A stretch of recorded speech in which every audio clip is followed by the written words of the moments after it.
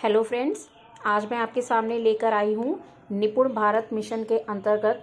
जैसा कि आप जानते हैं FLN प्रोग्राम चल रहा है जो कि कक्षा 4 और 5 के लिए है, जिसमें बच्चों को बेसिक और एडवांस स्तर में विभाजन किया जाना है। तो इसके ऊपर जो हमें अभिलेख रखना है, इसके लिए जो रजिस्टर बनाया गया है, आज मैं आपको वो दिखाऊंगी। तो चलिए, ये है फ्रंट पेज। यहाँ पे हमने इसका टॉपिक लिख दिया है निपुण भारत मिशन के अंतर्गत कक्षा 4 और 5 हेतु FLN कार्यक्रम बेसिक व एडवांस स्तर के लिए 24 सप्ताह की कार्य योजना। नेक्स्ट पेज पे है, हम अपना जो है इंट्रोडक्शन लिख सकते हैं, कौन सी क्लास का है, स्कूल का नाम, यूडाइस, जो भी आप इसमें इंक्लूड करना चाहते हैं। नेक्स्ट है FLN कार्यक्रम के बारे में थोड़ा सा हम लिखेंगे। स्टार्टिंग में इसका परिचय देंगे। बेसिक शिक्षा विभाग उत्तर प्रदेश और प्रथम संस्था द्वारा सरकारी प्राथमिक विद्यालयों में कक्षा 4 और 5 के लिए निपुण भारत के अंतर्गत FLN कार्यक्रम का आयोजन किया जा रहा है।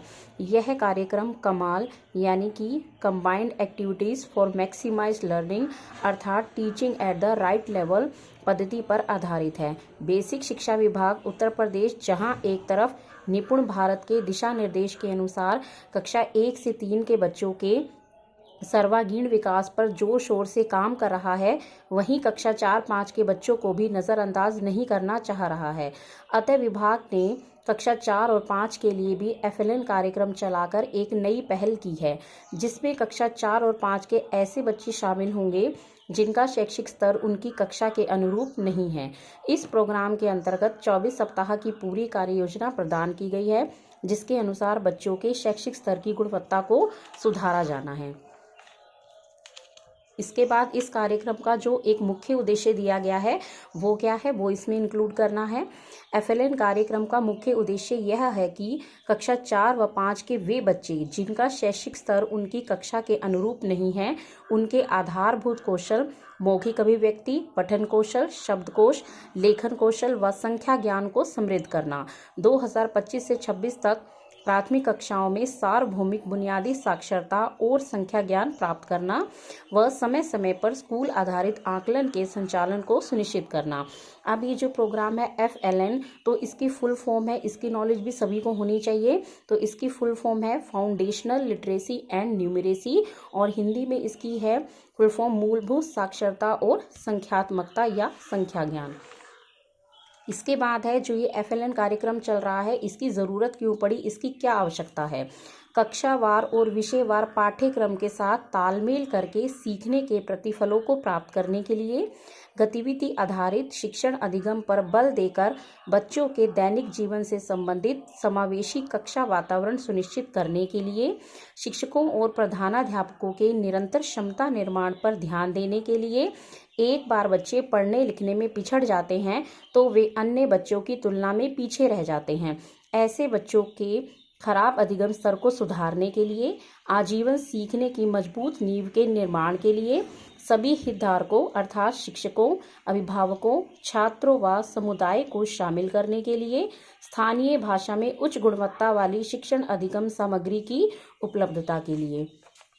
नेक्स्ट इसमें जो हमें ज़रूरी इन्फॉर्मेशन इंक्लूड करनी है वो है हिंदी में बेसिक स्तर के क्या लक्ष्य हैं। तो इसमें देखिए कि 6 लक्ष्य दे रखे हैं और ये सब जो है एक वीक के अकॉर्डिंग दे रखे हैं। जैसे ये जो है सप्ताह में हमें क्या करना है, 1 से 4 सप्ताह में जो गतिविधि दे रखी है वो है आत्मविश्वास के साथ अधिकांश बच्चे गतिविधियों में प्रतिभाग कर सकें, आत्मविश्वास के साथ अधिकांश बच्चे बातचीत कर सकें।